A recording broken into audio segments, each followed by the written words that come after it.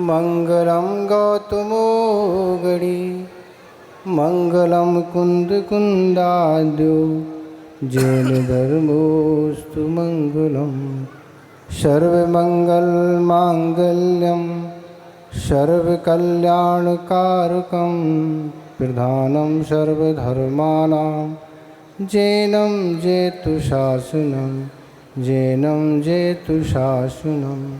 देवादिदेव 1008 श्री वासुपूज्यनाथ भगवान की जय। परम पूज्य आचार्य गुरुदेव श्री विद्यासागर महाराज की जय। मुनि श्री विमल सागर महाराज की जय। उत्तम संयम धर्म की जय। परम पूज्य मुनिवर श्री अनंत सागर जी महाराज की जय हो। मुनि संघ की जय हो। उत्तम संयम धर्म को लेकर गुरुदेव ने उत्तम संयम के दिन यही बात कही थी कि संयम का अर्थ होता है लगाम और असंयम का अर्थ होता है बेलगाम। बस इसका यही तो सार है। जो संयमी होते हैं वो इंद्रिय और मन पर लगाम रखते हैं, तभी उनका संयम का पालन होता है, उनकी असंख्यात गुनी कर्म की नजरा होती है। और जो असंयमी होते हैं उन पर किसी तरह का कोई लगाम नहीं। संयम पर आगम का भी लगाम है, अपने गुरु का भी लगाम है और अपने व्रतों का भी लगाम है। पर असंयमी को तो जब जो करना सो करना, क्योंकि महाराज हम असंयमी हैं।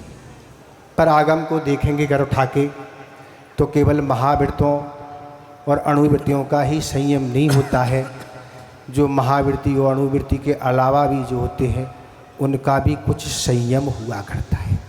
वे स्वच्छंद नहीं होते हैं, पर जो स्वच्छंद होते हैं उनकी क्या दशा होती है वह भी कथाएं आगम में मिलती हैं। तो इस तरह की जो मन पर नियंत्रण नहीं रखते हैं संयमी वही होते हैं जो मन और इंद्रियों के अंडर में नहीं रहते, मन और इंद्रियों को अपने अंडर में रखते हैं। वह अपने व्रतों के अनुसार जैसा चाहते हैं, इंद्रियां और मन वैसा काम करती हैं। पर जो असंयमी होते हैं वो मन और इंद्रियों के गुलाम होते हैं। जब भी जो फरमाश मन ने की, इंद्री ने की, तो हम तुरंत उसकी पूर्ति करना, चाहे रात के 12 बजे हो और चाहे रात के 2 बजे हो। तो अब ये है साधन आज वर्तमान में ऐसे हैं कि जब तक इंद्रिय और मन की गुलामी करना है, पूरी रात है, पूरी रात करते रहो। क्यों? क्योंकि हम महाराज असंयमी हैं। पर असंयमी का परिणाम क्या निकलता है ये तो विचार करें ना। तो इस तरह से अगर इंद्रिय और मन पर नियंत्रण है तो हम कुछ इस संसार की दुर्गतियों से बच सकते हैं, और अगर इंद्रिय और मन पर हमारा लगाम नहीं है तो इसकी कोई गारंटी नहीं। इसके लिए आचार्य महाराज एक उदाहरण देते हैं कि जिस तरह एक तांगा होता है और तांगा में एक घोड़ा लगाया जाता है, वह घोड़ा व्यवस्थित चले इसके लिए तांगे के में घोड़े के को नियंत्रण रखने के लिए 2 डंडे लगाए जाते हैं। उसके आँखों में पट्टी भी लगाई जाती है और एक लगाम भी घोड़े में जो गले में लगाम होती है वह भी तांगा चलाने वाले चालक के हाथ में होती है, और एक हंटर भी उसके हाथ में होता है। तांगा आपने देखा हमें नहीं पता, क्योंकि आप तो बहुत क्या है मॉडर्न ज़माने के लोग हैं, शायद आप लोगों ने देखा नहीं, हमें नहीं पता, पर हमने तो देखा है। इसमें इस तरह के लगाम जब उस घोड़े पर होते हैं तब वह घोड़ा अपने गंतव्य स्थान तक पहुंचता है। अंततः वह घोड़ा अपने गंतव्य स्थान तक पहुंच नहीं सकता। इसी तरह अगर ऐसे लगाम आपके मन पर हैं तो आप आगामी जीवन को सुंदर बना सकते हैं, अन्यथा कोई भी पता नहीं कहाँ हम पहुँचेंगे, कौन सी दुर्गति के पात बनेंगे, इसकी कोई गारंटी नहीं।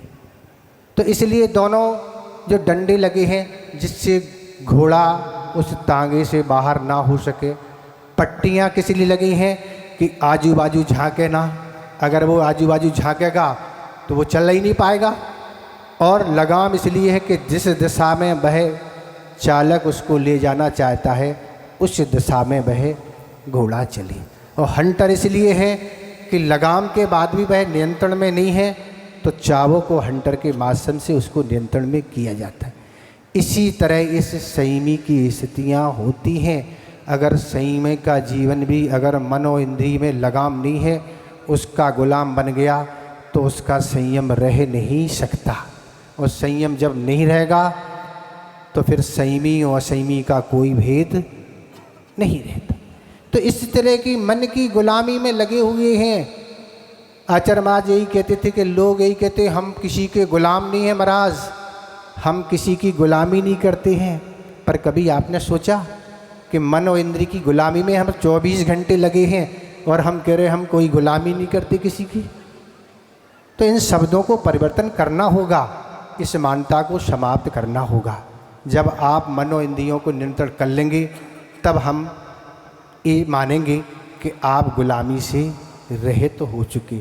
अभी गुलामी से आप रहित नहीं हो सके। तो इस तरह आचार्य महाराज ने ये कहा था कि मन लग रहा है ये अच्छा नहीं, मन लग रहा है ये अच्छा नहीं, मन कहाँ लग रहा है ये देखो ना। मन का लगना कोई महत्वपूर्ण नहीं, मन का काम तो लगना ही है, वो तो कहीं ना कहीं लगेगा, पर लगा कहाँ है ये देखो। अगर वह गलत जगह लगा है तो क्या होगी?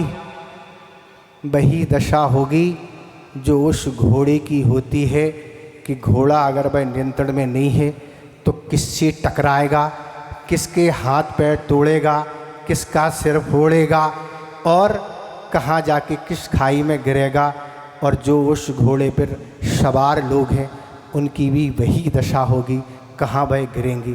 तो इस तरह आचार्य महाराज ने कहा था कि मन लगना महत्वपूर्ण नहीं, मन कहाँ लग रहा है ये देखो। अगर मन खोटे कामों में लगा है, वह टाइम पास कर रहा है, अपने जीवन को व्यतीत कर रहा है, उसकी कोई गारंटी नहीं वह जाके कहीं भी अपना अहित कर सकता है। इसके लिए एक दृष्टांत हम आपको सुना देते हैं कि ये मन इस जीव का कैसी कैसी प्लानिंग और कैसी किसी कार्य में लगा रहता है और वह अपने को व्यस्त समझता है और ये समझता है हम बहुत अच्छा कार्य कर रहे हैं। एक व्यक्ति था, सर्दी का समय था और गांव में वह रहता था। गांव के अनेक व्यक्ति आके एक स्थान पर सब बैठ जाते थे, सुबह सुबह सब बैठ के चर्चाएं करते थे। और जो भी गांव का पशुधन था, गाय भैंस आदि, तो वह सब सारा इकट्ठा करके गांव का जो ग्वाला था वह सारा पशुधन गांव से इकट्ठा करके जंगल में उनको चराने के लिए ले जाया जाता था। और इस तरह चराने के ले जाता था। शाम जैसी होती थी, सारों को इकट्ठा किया और सभी के अपने अपने घर भय छोड़ देता था। ये उसका प्रतिदिन का काम था।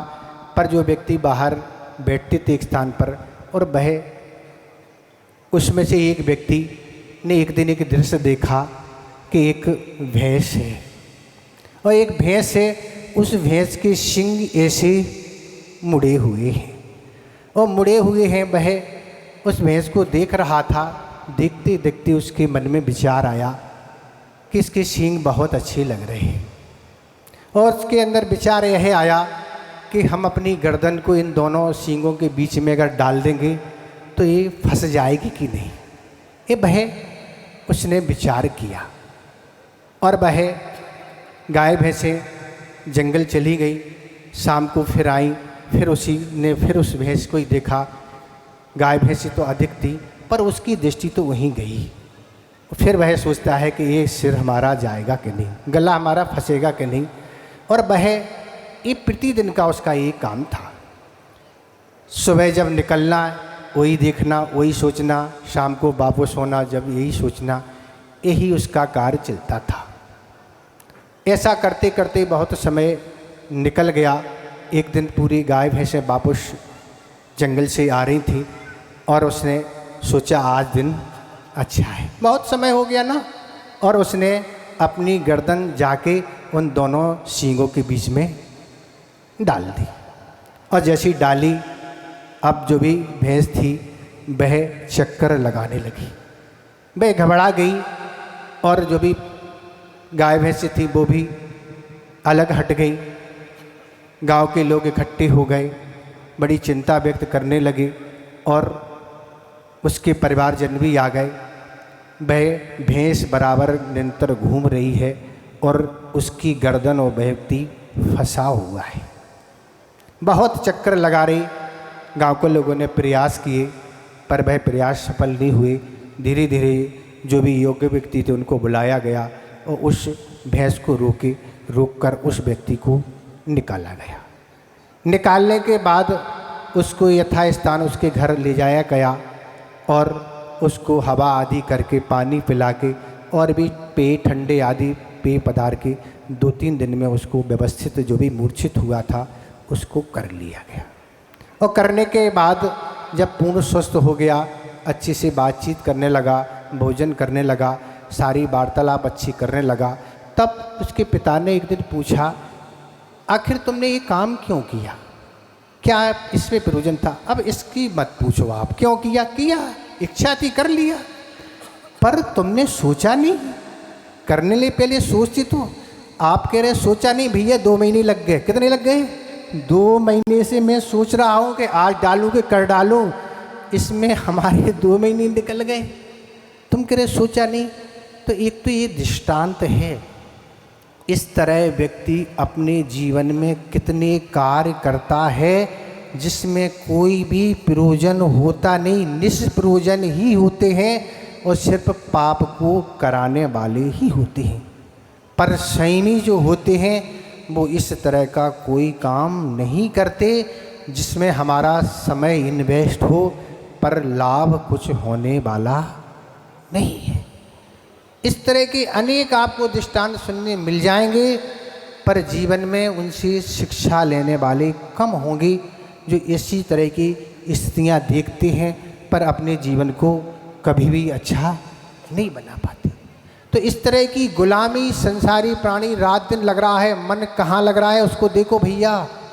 भाई मन जहाँ लगा है छोटे कारों में, खोटे कारों में, उससे हमारा क्या अहित होने वाला है। इसी का नाम संयम है महाराज। हमने तो कोई व्रत लिए नहीं है, तो आप व्रत नहीं लिए तो क्या आप दुर्गति से बच जाएंगे? क्या आप बिल्कुल नहीं बच पाएंगे। इसलिए विचार करने का आज इस संयम, उत्तम संयम का दिन है। एक दिन महाराज निकल रहे हैं, आज छठमा है, बस 4 दिन और महाराज जेल जैसे कट रहे हैं। यही तो लग रहा है ना, बहुत दिक्कत हो रही महाराज। जो हम ठाठ से भोजन करते थे, कई बार भोजन करते थे, अच्छे से व्यापार करते थे, तो संयमी व्यक्ति ऐसा कभी सोच नहीं सकता, क्योंकि ये एक दिन की बात नहीं, ये तो जीवन भर की बात है। अब आचार्य महाराज का हम संस्मरण सुना दें, याद आ गए आप सुन लें कि आचार्य महाराज इस बात को लेके क्या कहते हैं। हम लोग जब लगभग 3-4 वर्ष हम लोगों की दीक्षा को हुए और आचार्य महाराज हम लोगों को पुनः नेमावर क्षेत्र ले गए। गर्मी का समय था और दीक्षा दिवस अगले दिन था, तो हम लोगों ने शाम को ही प्लानिंग की कि आचार्य महाराज वैसे तो समय ज़्यादा देते ही नहीं, जैसे ही आचार्य महाराज का आवश्यक पूर्ण हो सुबह अपन सभी मिलके आचार्य महाराज के समीप चलेंगे। और आचार्य महाराज और संग, गर्मी का समय था, शहर मैदान में लेटता था और आचार्य महाराज ने जैसे ही सामायिक करके आवृत्त की और हम लोग जाके पाटे को घेर के हुए, सभी जो भी 23 महाराज थे, 22 थे, कितने थे पता नहीं, और सारे जाके बैठ गए और बड़े प्रसन्न थे। नमोस्तु किया गुरुदेव। गुरुदेव कहने लगे आज बहुत प्रसन्न लग रहे हो तुम लोग, क्या बात है? आचार्य महाराज हम लोगों की दीक्षा के लिए आज 3 वर्ष हो गए, इसलिए आज हम लोग बहुत प्रसन्न हैं। पर गुरुदेव की सोच देखो, गुरुजी ने क्या उत्तर दिया जो हम आप कभी सोच नहीं सकते। गुरुदेव ने क्या कहा जैसे आज प्रसन्न हो ऐसे पल पल प्रसन्न होना है कि हमने संयम को अंगीकार किया है। उस संयम से कभी भी हम असंयमी में नहीं आ जाएं, इसकी सुरक्षा के लिए हमेशा ध्यान रखना है, तब तुम्हारा संयम बना रहेगा। अन्यथा संयम की कोई गारंटी नहीं वह कब हमसे हट जाए। ये आचार्य महाराज की सोच है। तो इस तरह की वृत्ति रखने वाले ही साधक हुआ करते हैं और वह साधना में रहते हुए अपने लक्ष्य को प्राप्त कर लेते हैं। अगर इस तरह की हम याद नहीं रखें, एक बार और हमने आपसे कहा था कि आचार्य महाराज ने यही बात कही थी कि गाड़ी एक दिन खरीदी जाती है पर पेट्रोल प्रतिदिन डलाना पड़ता है। ऐसा नहीं कंपनी ही उसमें पेट्रोल डलाती जाए। कंपनी ने तो गाड़ी दे दी, पेट्रोल आपको डलाना है, व्रत गुरुदेव ने दे दिए, पर भावना और सावधानी आपको प्रतिदिन रखना है, तब जाके उस संयम का पालन हो सकेगा। अन्यथा यूँ, क्योंकि सिद्धांत ग्रंथों में अनेक उदाहरण हैं। वह उपशम श्रेणी चलने वाले निगोदों की यात्रा कर लेते हैं, क्या कोई गारंटी है? क्या किसी की कोई गारंटी नहीं। जब तक छायक सम्य दर्शन नहीं होता तब तक कोई नियम नहीं, समाधि मरण नहीं होता तब तक कोई नियम नहीं कि हम इस संसार की भटकन को मिटा सकेंगे। तो इस तरह विश्वास अपने अंदर जब होगा जब हम संयम में रहेंगे। तो आज का यही दिन है कि अपने जीवन को असंयमी से मोड़ के संयम की ओर आप उन्मुख होइए, धीरे धीरे आप बढ़िए, तब जाके कुछ काम होगा। मनुष्य और तिरंचों का मरण का कोई निश्चित काल नहीं है, क्योंकि देव और नारकियों का अकाल मरण नहीं होता, ये तो नियम है। पर मनुष्य और तिरंचों का अकाल मरण हो सकता है, इसमें कोई बाधा नहीं। इसलिए कभी भी कोई भी स्थिति घटित हो सकती है।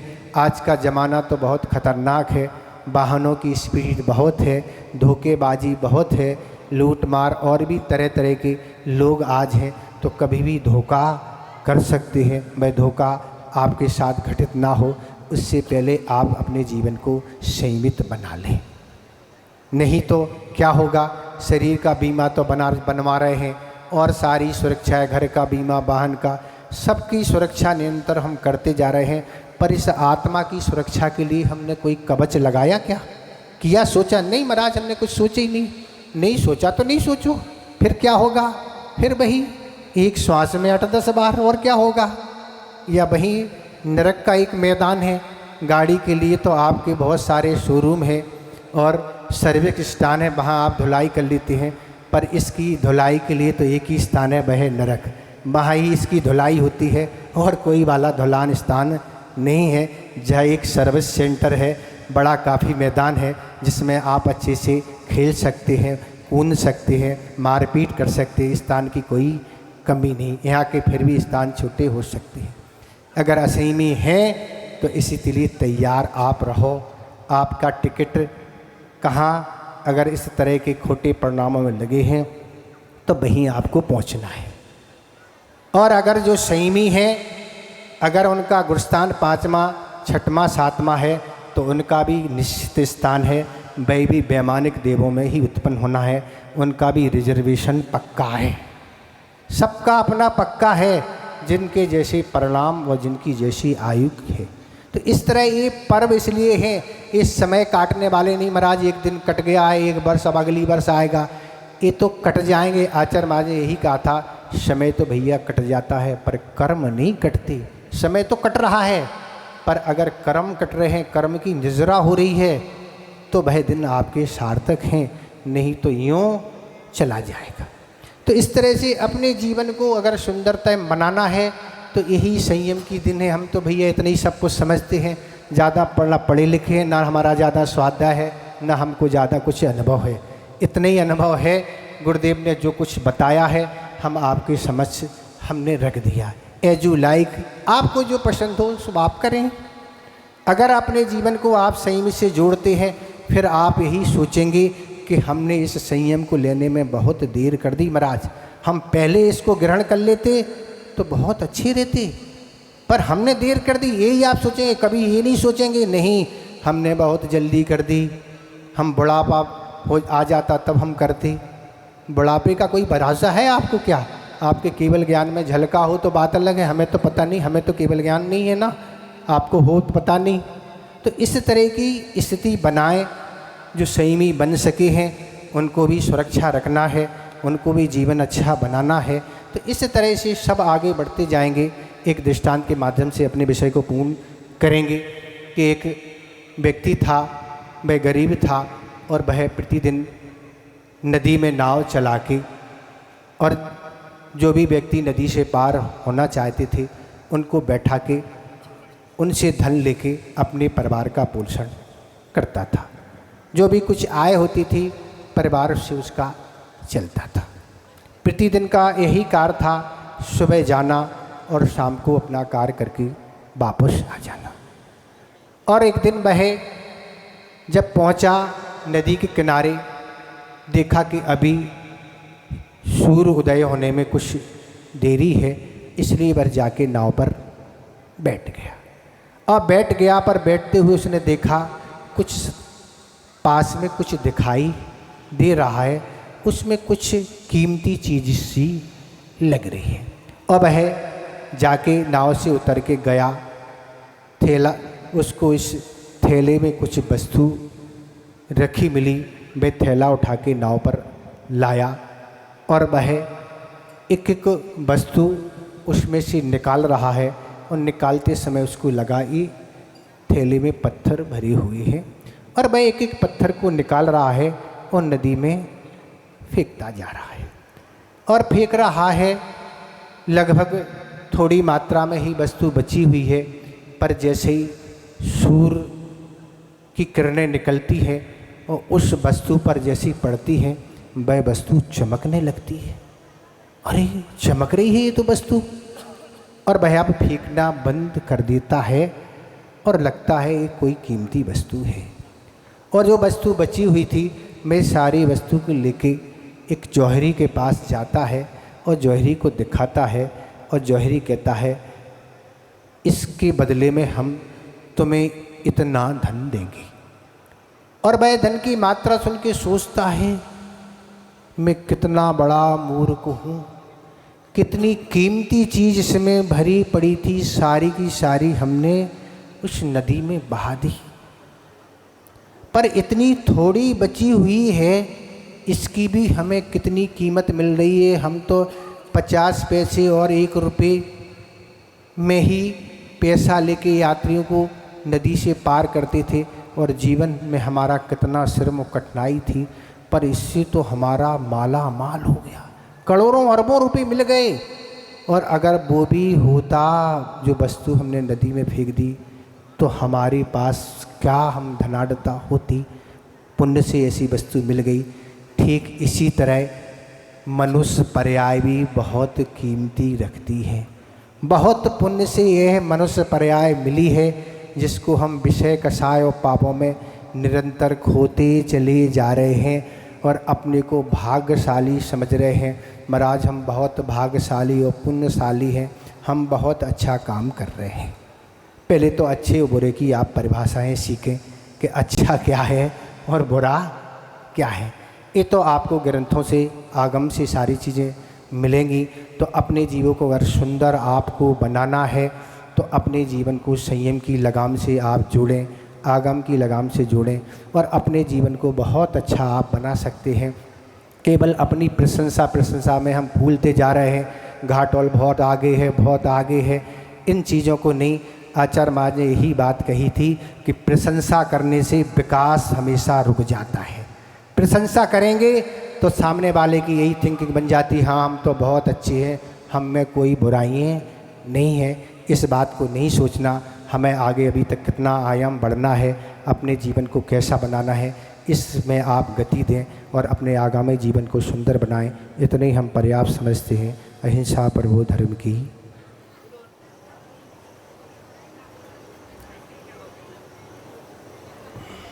बोलो आनंद सागर जी महाराज की जय।